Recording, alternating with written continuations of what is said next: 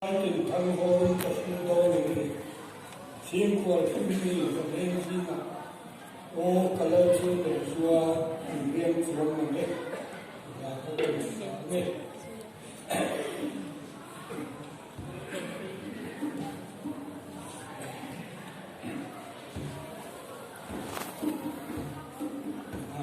bằng lời nào bằng thiên lý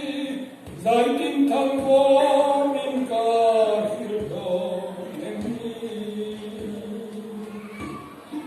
thiên của thiên lý cho nên gì mà ô cả lời chúa để chúa riêng chúa mình